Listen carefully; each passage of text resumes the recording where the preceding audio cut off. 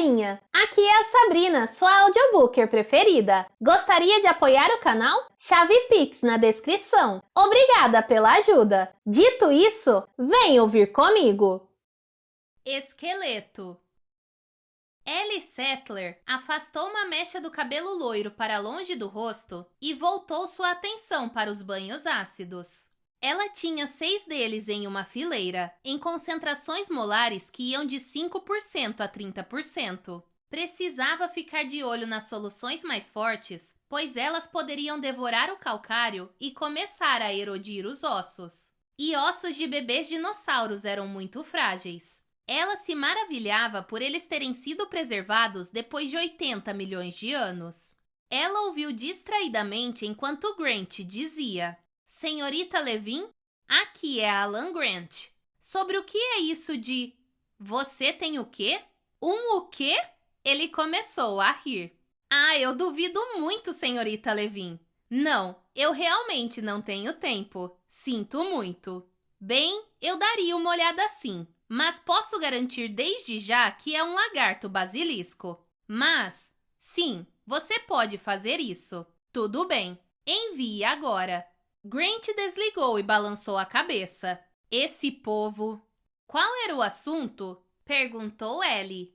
Algum lagarto que ela está tentando identificar, disse Grant. Ela vai me mandar um fax da radiografia. Ele foi até o fax e aguardou enquanto a transmissão se completava. Incidentalmente, tem uma nova descoberta para você. Uma boa. É? Grant anuiu.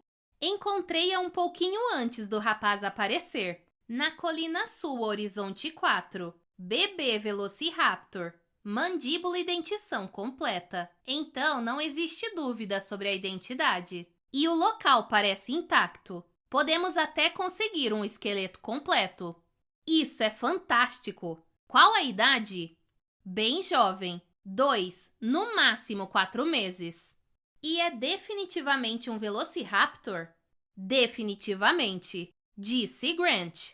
Talvez nossa sorte tenha finalmente mudado. Pelos 2 anos anteriores em Snakewater, a equipe havia escavado apenas hadrossauros bico de pato. Eles já possuíam evidência de vastos rebanhos desses dinossauros herbívoros vagando pelas planícies do Cretáceo em grupos de 10 ou 20 mil, como os búfalos vagariam posteriormente. Contudo, a questão que os desafiava cada vez mais era: onde estavam os predadores? Eles esperavam que predadores fossem raros, é claro.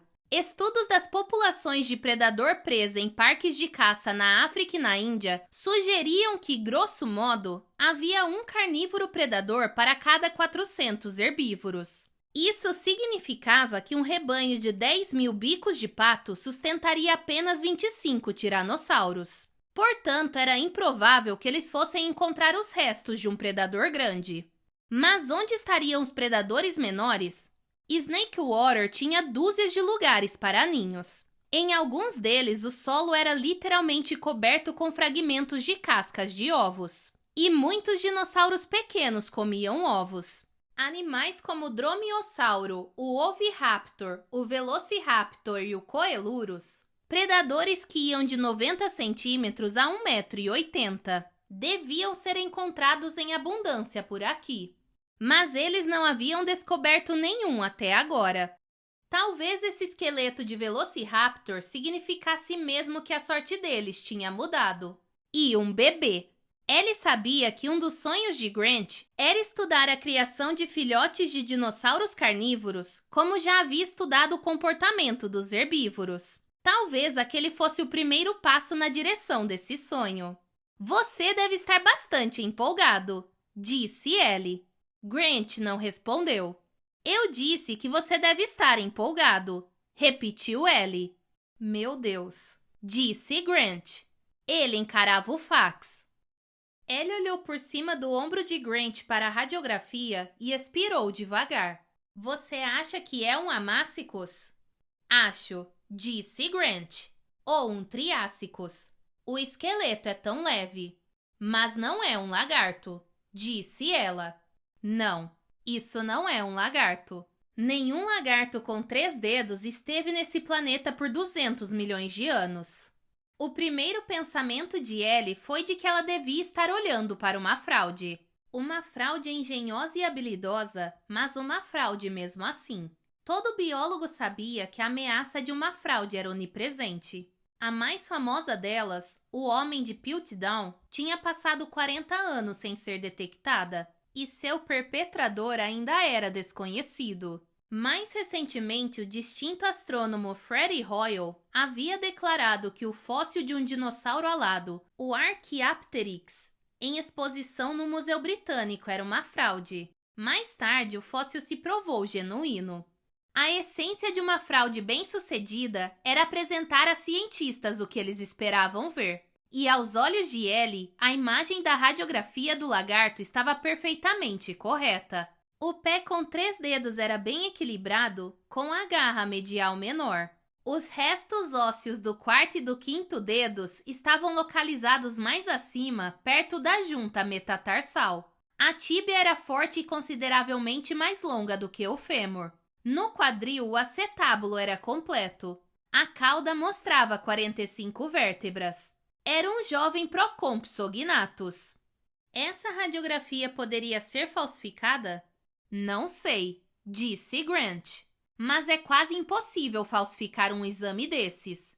E o Procompsognathus é um animal obscuro. Mesmo pessoas que conhecem dinossauros nunca ouviram falar dele. Ele leu o bilhete. Espécime adquirido na praia de Cabo Blanco em 16 de julho. Aparentemente, um búgio estava comendo o animal, e isso foi tudo que pôde ser recuperado. Ah, e aqui diz que o lagarto atacou uma menininha. Duvido, disse Grant, mas talvez tenha. O Procompsognathus era tão pequeno e leve que presumimos que fosse um necrófago, alimentando-se apenas de criaturas mortas. E pode-se dizer que o tamanho... Ele mediu rapidamente. É de cerca de 20 centímetros até os quadris, o que significa que o animal completo deve ter cerca de 30 centímetros de altura, quase do tamanho de uma galinha. Mesmo uma criança deve parecer bem apavorante para ele. Talvez mordesse um bebê, mas não uma criança. Ellie franziu a testa para a imagem da radiografia. Você acha que isso pode ser realmente uma redescoberta legítima? Disse ela. Como o selacanto? Talvez, disse Grant. O selacanto era um peixe de 1,50 metros de comprimento que se pensava extinto há cerca de 65 milhões de anos, até que um espécime foi retirado do oceano em 1938. Mas havia outros exemplos.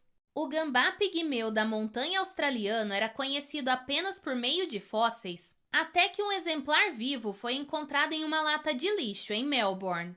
E um fóssil de 10 mil anos de um morcego frugívoro da Nova Guiné foi descrito por um zoólogo que, não muito tempo depois, recebeu um espécime vivo pelo correio. Mas pode ser real? Persistiu ela. E a era? Grant assentiu. A era é um problema.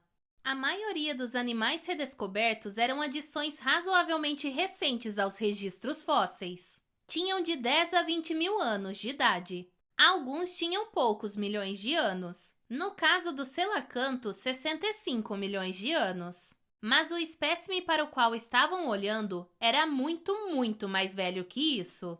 Dinossauros haviam morrido no período Cretáceo 65 milhões de anos atrás. Tinham florescido como espécie de vida dominante no planeta no Jurássico há 190 milhões de anos e surgiram no Triássico aproximadamente 220 milhões de anos atrás.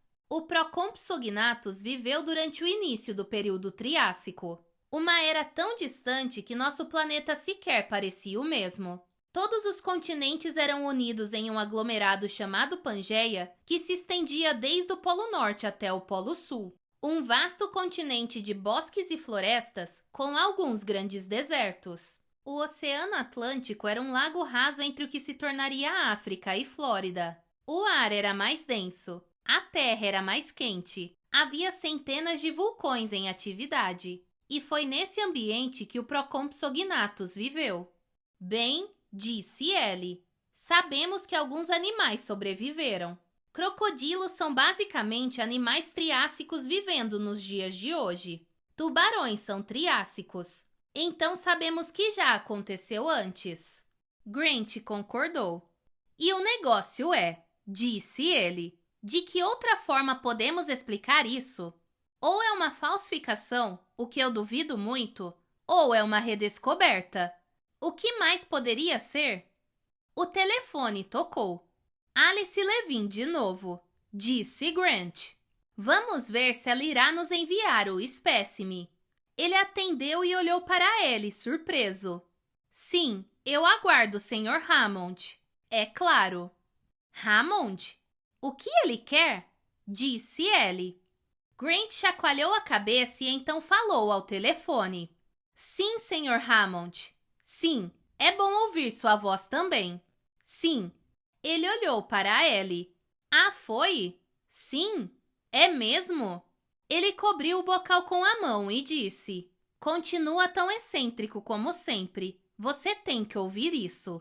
Grant apertou o botão do viva-voz e ele ouviu uma voz rouca de velhice falando rapidamente. Um inferno de aborrecimento vindo de um camarada da APA. Parece ter saído por aí sem pensar por conta própria, correndo pelo país e falando com as pessoas, agitando as coisas. Acredito que ninguém tenha ido até aí para vê-lo, não é? Na verdade, disse Grant, alguém veio me ver sim. Hammond bufou. Era o que eu temia. Um espertinho chamado Morris? Isso, o nome dele era Morris, respondeu Grant. Ele está procurando todos os nossos consultores, continuou Hammond. Foi ver o Ian Malcolm outro dia.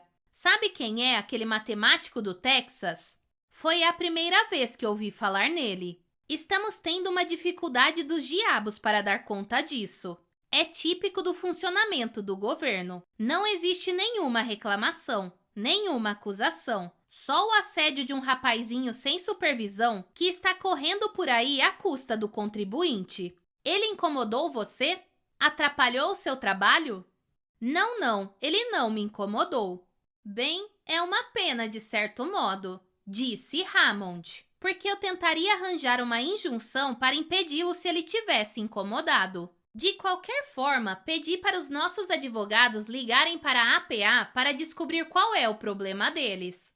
O chefe do gabinete declarou que não sabia que estava acontecendo uma investigação. Tente você entender isso. Maldita burocracia. É do que se trata. Diabos! Acho que esse rapaz está tentando ir até a Costa Rica, cutucar por lá, entrar na nossa ilha. Você sabia que temos uma ilha por lá? Não, disse Grant olhando para Ellie. Eu não sabia. Assim, nós a compramos e começamos nossa operação, 4 ou 5 anos atrás. Eu não me lembro exatamente. Chama-se Isla Nublar. Uma ilha grande a uns 150 quilômetros da costa. Vai ser uma reserva biológica. Um lugar maravilhoso. Selva tropical. Sabe, você deveria vê-la, Dr. Grant. Parece interessante, disse Grant. Mas realmente, está quase terminada agora, sabe? Disse Hammond. Eu lhe enviei um material a respeito. Você recebeu meu material? Não, mas nós estamos bem longe da... Talvez eu vá hoje. Dar uma olhada. A ilha é simplesmente linda. Tem tudo. Estamos construindo coisas por lá há 30 meses. Você pode imaginar. Um grande parque. Abre em setembro do ano que vem. Você realmente deveria ir ver. Parece maravilhoso, mas... Na verdade, disse Hammond, vou insistir para que a veja, Dr. Grant. Eu sei que vai achá-la a seu gosto. Vai achar o lugar fascinante. Estou no meio de... Disse Grant. Olha, vou lhe dizer uma coisa. Emendou Hammond como se a ideia acabasse de lhe ocorrer. Vou levar algumas das pessoas que serviram como consultores para lá esse final de semana. Passar alguns dias, dar uma olhada. Tudo pago por nós, é claro. Seria incrível se você nos desse a sua opinião. Infelizmente não posso, disse Grant. Ah, é só um final de semana, disse Hammond com a persistência irritante e alegre de um velho. É só o que estou pedindo, Dr. Grant. Eu não gostaria de interromper o seu trabalho. Sei como ele é importante. Acredite, eu sei disso. Jamais interromperia seu trabalho. Mas você poderia dar um pulo lá nesse fim de semana e estar de volta na segunda-feira. Não, eu não posso. Acabo de encontrar um novo esqueleto e... Sim, ótimo, mas ainda acho que você deveria vir, disse Hammond sem ouvir de verdade. E acabamos de receber evidência de uma descoberta bastante intrigante e notável, que parece ser um Procompsognato vivo. Um o quê? Perguntou Hammond desacelerando. Eu não entendi direito. Você disse um Procompsognato vivo? Isso mesmo. É um espécime biológico, um fragmento de um animal coletado na América Central. Um animal vivo. Não acredito! Um animal vivo? Que extraordinário! Exatamente. Nós também achamos. Então, você vê, esse não é o melhor momento para eu partir? América Central, você disse? Isso. De onde na América Central, você sabe? Uma praia chamada Cabo Blanco. Não sei exatamente onde. Entendo. Hammond pigarreou. E quando esse, espécime chegou às suas mãos? Hoje mesmo. Hoje entendi. Hoje. Entendo. Sim. Hammond pigarreou outra vez. Grant olhou para ela e articulou com os lábios. O que está havendo? Ellie balançou a cabeça. Parece incomodado. Grant mexeu a boca novamente. Veja se Morris ainda está por aqui. Ela foi até a janela e olhou, mas o carro de Morris já tinha sumido. Ela voltou. No viva voz, Hammond tossiu. Ah, Dr. Grant, você já contou a alguém sobre isso? Não. Bom, muito bom. Vou lhe falar com franqueza, Dr. Grant. Estou tendo um pequeno problema com essa ilha. Esse negócio da APA está surgindo na hora errada. Como assim? Disse Grant. Bem, nós tivemos nossos problemas e alguns atrasos. Digamos que estou sob certa pressão aqui. E eu gostaria que você desse uma olhada nessa ilha para mim. Que me desse sua opinião. Eu vou lhe pagar os honorários habituais de consultor aos fins de semana. Ou seja, 20 mil por dia. Seriam 60 mil por 3 dias. E se você puder levar também a doutora Settler, ela receberia o mesmo valor. Precisamos de uma botânica. O que me diz? Ellie olhou para Grant enquanto ele respondia. Bem, Sr. Hammond, essa quantia financiaria totalmente nossas expedições pelos próximos 2 verões. Bom, disse Hammond insipidamente. Ele parecia distraído agora, os pensamentos em outro lugar. Eu quero que isso seja tranquilo. Agora estou enviando o jato corporativo para apanhá-lo naquele aeroporto particular a leste de Shorrow. Sabe de onde estou falando? Fica a apenas 2 horas de carro de onde vocês estão. Estejam lá às 5 da tarde amanhã. Eu estarei esperando. Levarei vocês diretamente para lá. Você e a doutora Settler conseguem pegar esse avião? Acho que sim. Bom, faça uma mala leve. Vocês não precisam de passaportes. Estou ansioso para vê-lo. Até amanhã, disse Hammond e desligou.